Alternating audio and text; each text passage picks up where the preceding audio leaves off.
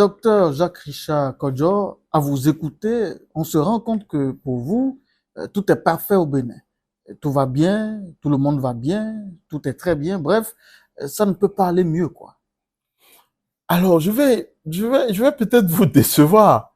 Et oui, tout n'est pas parfait. Hein, tout n'est pas parfait, tout n'est pas. Et d'ailleurs, il ne peut en être autrement parce que seul Dieu est parfait. Et c'est Dieu seul qui fait les choses parfaites. Nous sommes des hommes. Le président Patrice Talon a beau être mon idole, il est un homme.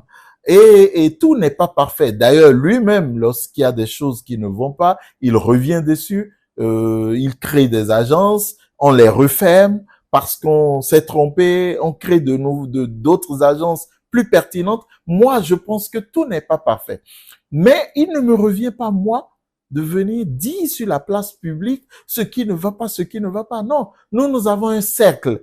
Et c'est dans notre cercle que nous parlons. C'est dans notre cercle que quand les choses ne vont pas, nous nous entendons pour le dire. C'est d'ailleurs pour ça que la situation des SPRD nous irrite au plus grand point. Parce qu'ici, ils ont un problème. Il faut qu'ils viennent en parler dans le cercle qu'il faut pour qu'on puisse les aider. Mais c'est parce que je pense qu'eux-mêmes, ils ont compris qu'ils ne peuvent pas faire le poids dans le groupe où ils sont. C'est pour ça qu'ils veulent repartir. Donc, tout n'est pas parfait. Hein, on n'est pas au pays des bisounours au Bénin, tout n'est pas parfait, on n'est pas... Non. Mais il ne me revient pas, moi, de venir sur la place publique et de vous répondre à vous, un journaliste, en décrivant les choses qui ne vont pas. Non. Alors, docteur Jacques-Richard Kodjo, dites-nous, si tout n'est pas parfait, est-ce que vous pouvez nous donner un exemple de ce qui ne va pas bien? Ou bien vous voulez aussi faire la langue de bois comme les politiciens traditionnels? Sinon, vous pouvez nous montrer qu'on peut faire la politique autrement, qu'on ne doit pas, comme des moutons de Panurge, dire que tout va bien dans son camp. Ça dit qu'un pays, c'est assez grand. Dites-nous, donnez-nous un exemple de ce qui ne va pas et qu'on peut améliorer. Donnez-nous la preuve qu'on peut être sincère en politique, docteur Kodjo. Ah là, franchement, vous avez insisté, vous insistez là. Vous insistez vraiment. Absolument. Alors, si vous voulez, alors ok, oui, on va s'essayer. Je vais essayer Je n'avais pas réfléchi vraiment à la question, mais si vous voulez, je pense que l'un des gros problèmes que nous avons aujourd'hui dans notre système, c'est les agents de l'État. C'est les agents de l'État. Les agents de l'État constituent quand même un gros problème pour notre système.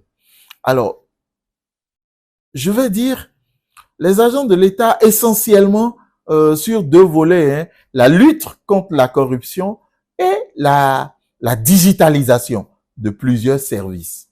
La digitalisation a arraché aux agents de l'État plusieurs niches de corruption et autres. Et je signale hein, au passage que moi-même, je suis agent de l'État. Donc, je sais exactement de quoi je parle. Et donc, les agents de l'État font une mauvaise publicité à ce qui est en train de se passer en ce moment. Hein, nous faisons une mauvaise publicité à toute la dynamique que le président Talon met en place. Parce que on nous a empêché d'avoir des ressources à côté, parce qu'on nous a empêché de bouffer et tout le reste, alors nous donnons un écho très désagréable de ce qui se fait. Vous allez me dire, en suivant votre pensée, de donner quelques exemples concrets. Je vais donner des exemples concrets. Alors, je vous rappelle, par exemple, l'incident de Nati Tengu, où, pour non-port de casque, des policiers se sont jetés sur un individu. Et il y a l'un d'entre eux qui criait, achève-le, brise-lui les côtes. Des policiers qui disent ça. Et on se jette sur un citoyen béninois. Mais attendez, c'est sidérant le truc.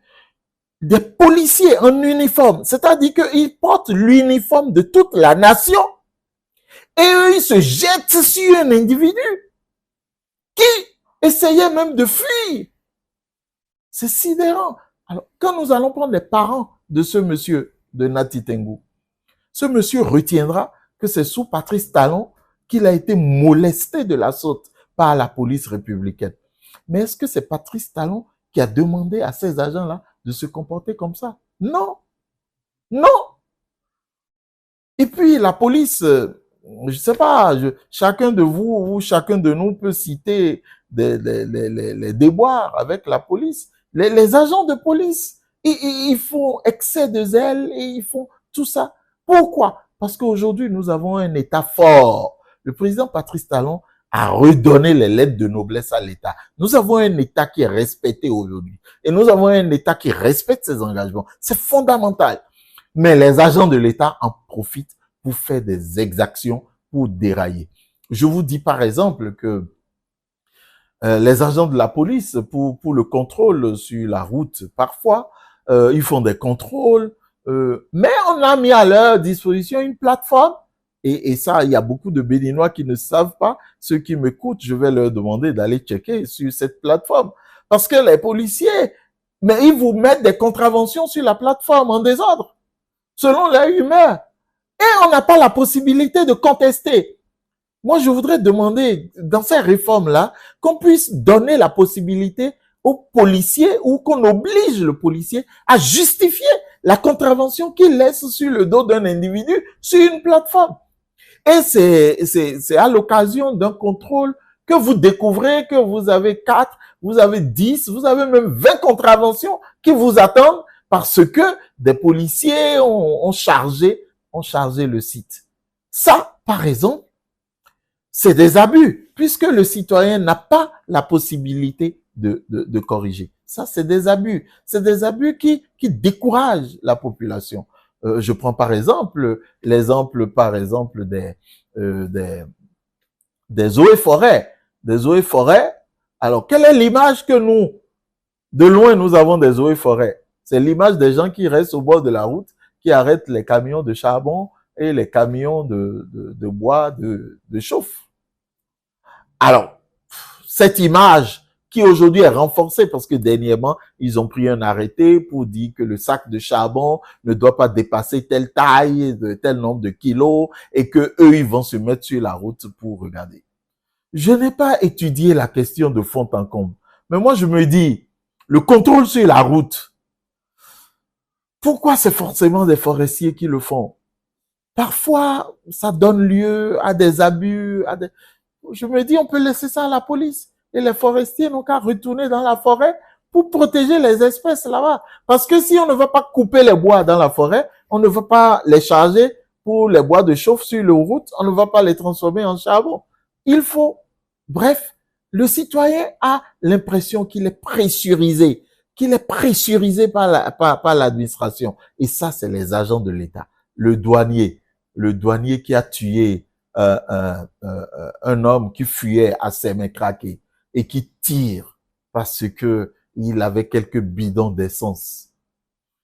Alors, c'est du zèle. C'est pas Patrice Talon qui lui a demandé de faire ça.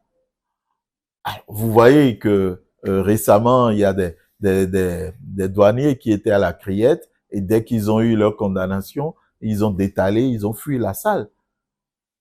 Mais c'est des abus. Ce n'est pas Patrice Talon qui a demandé cela. Et quand le citoyen ressent cela, il peut penser que c'est le président Patrice Talon. Ah, en plus, il y a un domaine, les impôts. Les impôts.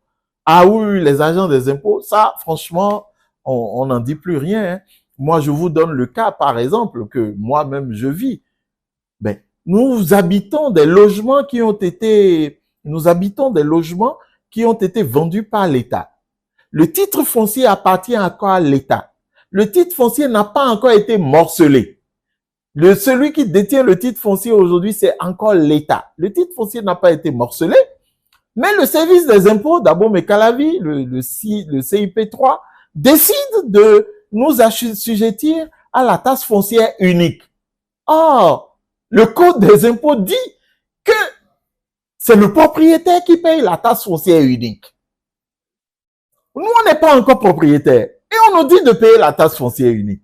On saisit le DG douane, on saisit le directeur départemental, ils nous répondent avec des arguments divergents. Non, quand vous payez, c'est une présomption de titre, c'est ceci ou cela. Alors, même quand on est détenteur d'une présomption de titre, on n'est pas assujetti à payer la taxe foncière unique parce qu'on n'a pas encore le titre. Et là, qu'est-ce qui se passe? C'est les agents des impôts qui font du zèle. Et ce zèle-là peut être ressenti comme par le citoyen, comme si on était en train de le pressuriser. Dans notre cas, c'est la CIP 3 à Baume-et-Calavi, un certain Ouinsa, qui serait receveur là, qui fait du zèle, et qui adresse même des avis à tiers détenteurs à nos banques sur nos salaires, et qui va saisir la taxe foncière unique sur nos salaires, alors que nous ne sommes pas encore propriétaires. Il y a un seul titre foncier. Et ce monsieur estime qu'il doit délivrer plusieurs taxes foncières uniques à près de 300 personnes sur un titre foncier unique. Ça me pose un problème. Alors, ensuite, il va loin, il fait avis à tiers détenteurs et ils sont forts, ils sont puissants. C'est mal ressenti par la population. Il faut du zèle.